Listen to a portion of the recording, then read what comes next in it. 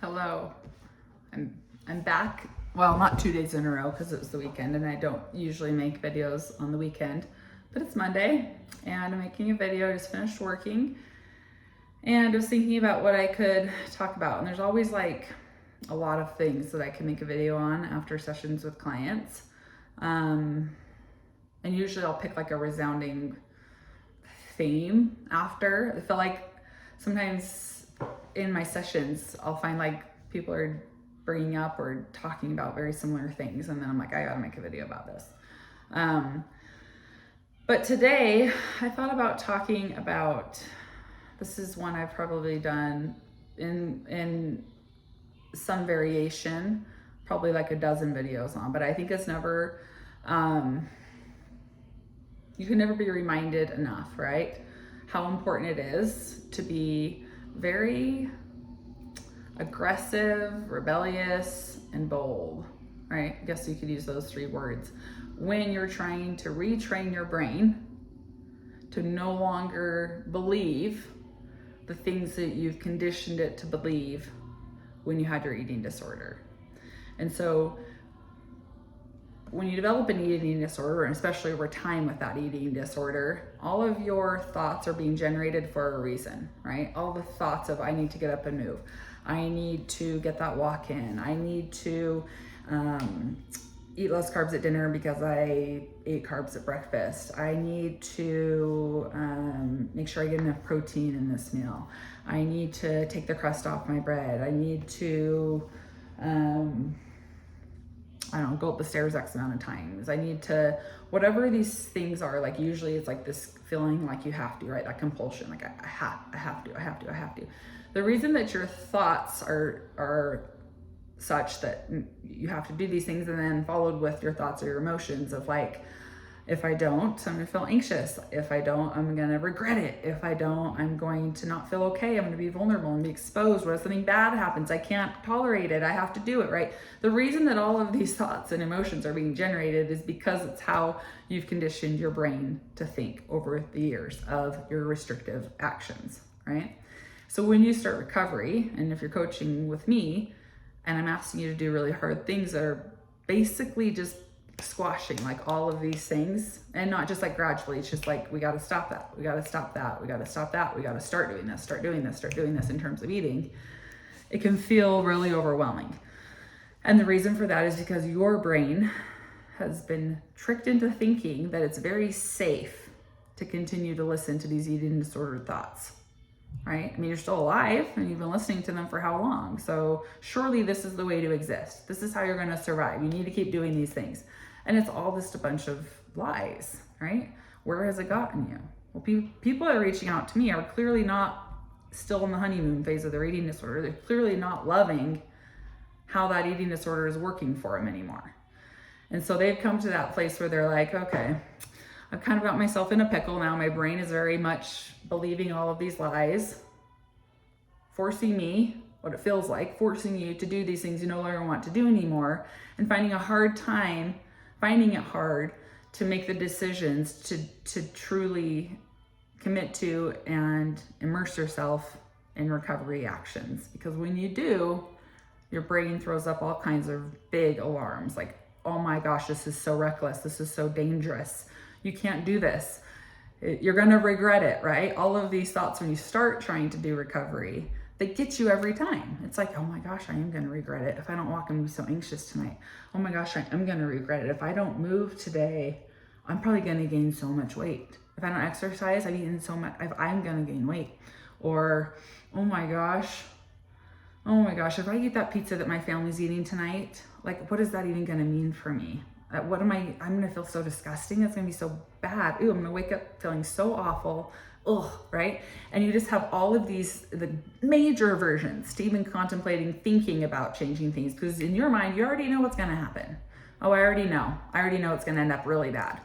And when I ask clients and really make them like, tell me actually, what is like the worst thing that could happen if you choose not to go on that walk? And it's like, well, I feel really anxious. Okay. And like, is the world gonna end? Is something bad gonna happen to your family? Is your entire worth gonna fall apart because you didn't do that? And maybe some of those things are like, yeah, actually I do think something bad's gonna happen, or yeah, I do feel less of a person if I don't do the thing I feel like I have to do. But when you sit there and pause and think about it, it's like, actually, I guess the world wouldn't end. Probably nothing will happen to my family. And I guess it doesn't actually really change my worth when I think about it, right? That pause, when you're trying to retrain your brain from operating in a way that it's so used to just on autopilot operating, sending out these thoughts and the emotion and then following with the disordered behavior. When you're trying to change that over to having the disordered thought, catching it, right, and then doing something different, that's where the pause has to happen. Because you're going to have the thought and you're going to have to pause and say, hold on. I'm trying to recover. My brain's saying don't have the pizza. I need to pause. I need to zoom out from here, because immediate future, I'm going to feel anxious. In the immediate future, I'm going to feel uncomfortable. I'm going to have thoughts that make me just really not be okay. I'm going to just, right? But if I zoom out, let's say I eat the pizza and I zoom out to what maybe in 6 months to a year to 5 to 10 years might look like, I could see how eating the pizza now will actually help me get there, right? I could see how these choices, little choices I make day in and day out that might feel huge, but really are just these little things that add on top of each other, how I could actually get to where I'm trying to get to.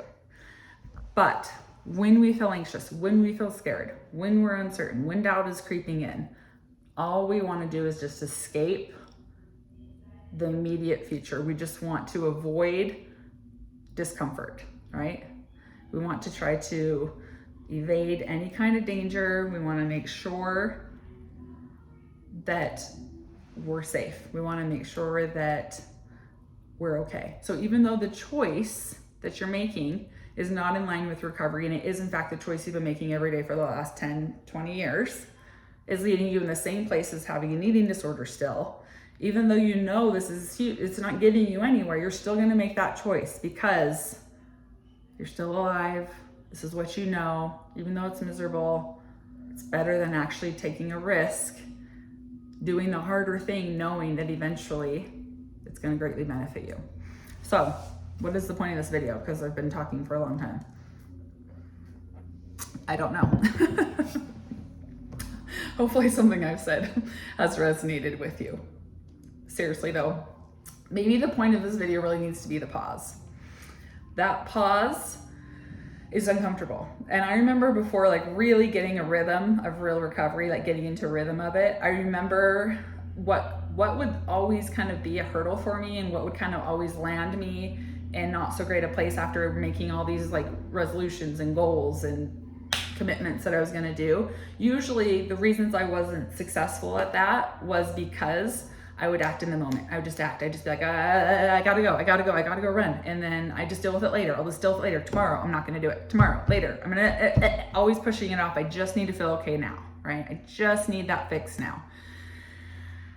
And when I really went into recovery and I got really clear on where I was trying to go in accomplishing rewiring my brain, right? When I really understood what was going on with my brain, why it was going nuts when I tried to change things, and then what the purpose of going nuts was eventually to get me to this greater place that I was trying to reach, which was freedom.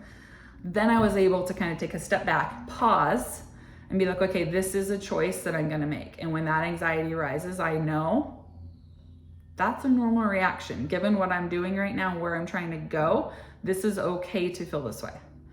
Actually, it's more than okay. This is my sign I'm challenging my eating disorder, because my eating disorder doesn't give me anxiety like this when I'm following it, right? Rest assured, you're not getting this kind of discomfort when you're being a little slave to your eating disorder. So when you're feeling that discomfort, you can remind yourself, okay, I'm okay. This is okay. I'm just sitting through it. There's no way around this. I'm never going to be able to avoid this. This is the process I'm in right now, and I'm going to get through it. And I'm not alone. So many of my clients are going through the same thing that you are, and they're getting through it. And I love, as a coach, one of the most gratifying things I get to watch as a coach is watch people go from this very insecure, scared, doubtful place, hanging on by a thread sometimes, and continuing to push day in and day out, and then seeing their confidence and seeing the big picture open up for them and how clear as day it becomes. Yes, absolutely, I had to go through all those things. And I'm a stronger person because of it, right? So you're not alone. It's okay. It's not going to kill you. That discomfort's not going to kill you. But if you choose to be really brave and know it's absolutely necessary to feel those things, and feeling those emotions that you try to avoid all the time are actually, in fact, your key to freedom. I hope that you'll be more willing. You don't have to be excited, but you do have to be willing and committed to enduring them. And they will not last forever. And you will be able to find joy, fulfillment, satisfaction in things, right? A lot of my clients have very picturesque lives, and they'll openly admit to me, everyone in my life thinks my life is perfect. They think I have it all together, and I am so unhappy. And the only thing standing in their way of happiness is their eating disorder. And you do have control of that.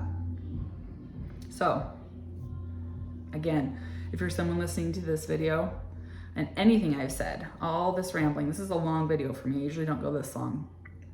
And it's really because I'm not articulate at all today, and I didn't know what I was really going to talk about.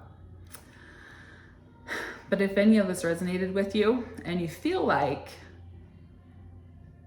I'm ready to really commit to recovery, do it. But if you're like, I really feel like support would be nice, I'm ready, and also I feel like support would be nice, and you can find the means to hire a coach, whether that's me or someone else with similar philosophies, do it. I really, really think there's a huge benefit in having someone to talk to when you're in the thick of it, when you're in the trenches and you feel like there's no way out and you don't know how to keep moving forward. There's invaluable help on the other end, because that person, if you hire someone, make sure they've been through it. That person has been through it, and they have firsthand experience and know how you're feeling and have ways to help you get through it. Okay, I try to give a lot of that advice in this channel because I know it's definitely not feasible for everyone to have a coach. I totally understand that, and that's why I do give so much free content. But my content on YouTube is obviously general. It applies to everyone with restrictive eating disorder, no matter what size you are. But my coaching is catered to help you accomplish those obstacles and the hurdles and the struggles that you're going to run into on your journey as you pursue recovery. So also, one more thing before I go. Thank you so much to everyone who emailed me. I have not even been able to read all the emails. I've actually been overwhelmed with gratitude and appreciation to everyone who's took the time out of your day or night or whenever you wrote it to write the notes that you did. Like, so incredibly grateful.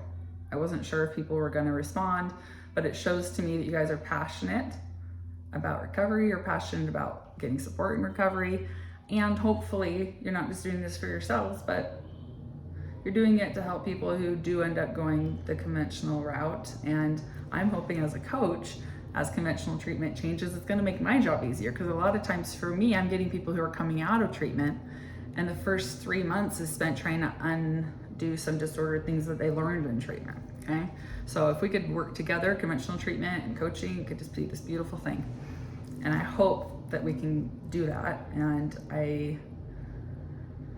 I'm just gonna hold on to hope. I don't know exactly how, but I told you I'm just taking the first step. So if you haven't written an email, please do. You can also, I noticed some people sent it on my Instagram account. That works too.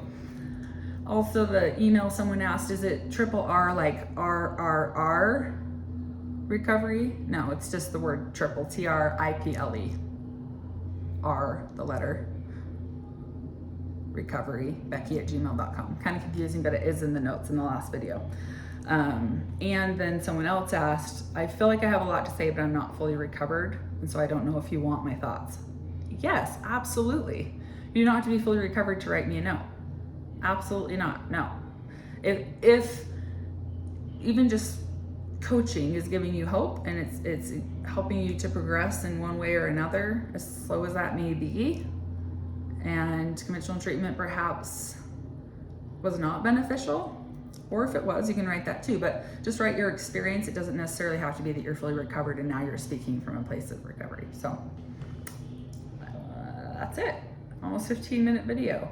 They probably won't all be that long, but Hazel's quiet and I don't have to be anywhere for a few more minutes. So I'm just gonna sit in this study, and I think my older daughter's home, and I think she thinks I'm still working, so she's not interrupting me.